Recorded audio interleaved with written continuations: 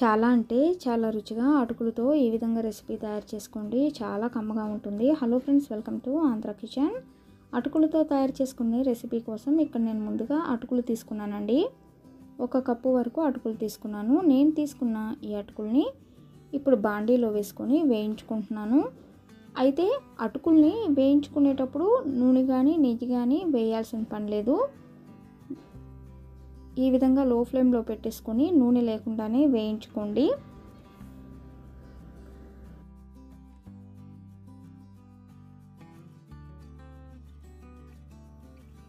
అయితే ఇప్పుడు ఇలా వేయించుకున్న అటుకుల్ని ఇప్పుడు బాగా చల్లారనిచ్చుకోవాలి. చల్లారిన తర్వాత మిక్సీ జార్లో వేసుకొని మరి మెత్తగా పొడిలాగా మిక్సీ పట్టకుండా కొంచెం బరగ్గా ఉండేటట్లే చూసుకుంటూ మిక్సీ పట్టేసుకోండి.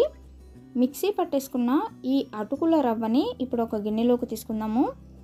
మనకు మిక్సీ పట్టుకుంటే రవ్వలాగా ఉండాలండి. మనం రవ్వ ఉప్మా ఏ విధంగా అయితే తయారు చేసుకుంటామో ఆ విధంగా రవ్వలాగా ఉండాలి.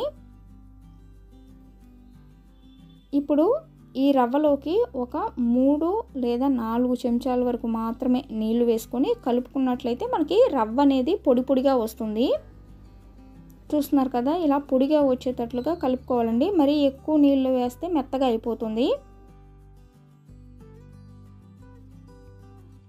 ఇలా కలుపుకునేటప్పుడు ఎక్కువ నీళ్ళు వేస్తే మెత్తగా అయిపోతుంది కాబట్టి జాగ్రత్తగా కలుపుకోండి. ఇప్పుడు ఈ అటుకుల రవ్వని ఇక్కడ మనం 2 గిన్నెల్లోకి తీసుకుంటున్నాము.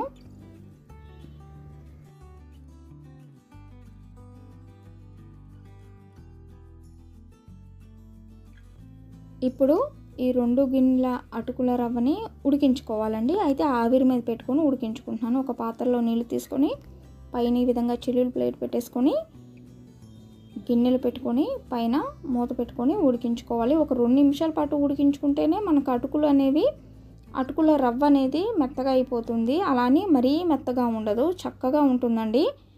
మనం బియ్యంతో కనుక ఏ విధంగా అయితే రవ్వ అనేది తయారు చేసుకుంటామో అదే విధంగా ఉంటుంది. రవ్వలాగా చాలా రుచిగా ఉంటుంది. ఇక్కడ మనం ఉప్మాలాగా తయారు చేసుకుంటున్నాము ఈ అటుకుల రవ్వతో. అందుకోసం బాండీ పెట్టుకొని కొంచెం నూనె వేసుకుంటే సరిపోతుందండి. ఎక్కువ నూనె కూడా వేయాల్సిన పని లేదు. అయితే ఇక్కడ నేను నెయ్యి వేసుకున్నాను, నూనె వేయలేదు. నెయ్యితో చేయడం ద్వారా చాలా కమ్మగా ఉంటుంది. ఇప్పుడు స్టవ్ ఆన్ చేసుకొని బాండీలో కొంచెం నెయ్యి వేసుకొని ఆవాలు, జీలకర్ర, పచ్చిమిర్చి, కరివేపాకు వేసుకొని ఇవి వేగుతూ ఉన్నప్పుడే ఇందులోకి వేరుశనగపప్పు, అదేనండి పల్లీలు వేసుకోవాలి. అలాగే పచ్చిశనగపప్పు కూడా వేసుకొని వీటిని చక్కగా వేయించుకోవాలి.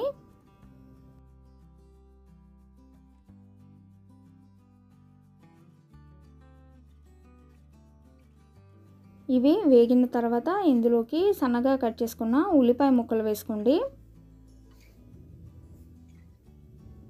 ఉల్లిపాయ ముక్కలను కూడా కొంచెం సేపు వేయించుకోవాలి.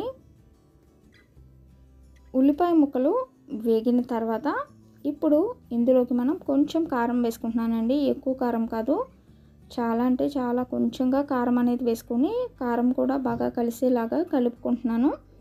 ఇప్పుడు ఆల్రెడీ ఇక్కడ అటుకుల రవ్వని ముందుగానే ఉడికించుకున్నాం కదా 2 గిన్నెల్లో. ఈ 2 గిన్నెల రవ్వని ఇప్పుడు మనం బాండీలో వేసుకుందాము. ఇందులోకి తగినంత ఉప్పు వేసుకోవాలి. అలాగే కొత్తిమీర వేసుకోండి. ఇప్పుడు బాగా కలుపుకోవాలి. ఈ తాలింపు మొత్తం కలిసిన తర్వాత నేను కొంచెం నిమ్మరసం వేసుకుంటున్నానండి. మీరు నిమ్మరసం మీకు ఇష్టమైతే వేసుకోండి. పుల్లగా తినాలి అనుకున్న వాళ్ళు లేకపోతే స్కిప్ చేసుకోవచ్చు. ఇక స్టవ్ ఆఫ్ చేసుకోవటమే. మరి మీ అందరికీ అటుకులతో తయారు చేసుకున్న ఈ రవ్వ ఉప్మా నచ్చినట్లయితే ఈ వీడియోని లైక్ చేయండి, షేర్ చేయండి. మరిన్ని వీడియోస్ కోసం మా ఛానల్ సబ్స్క్రైబ్ చేయండి. Thank you for watching.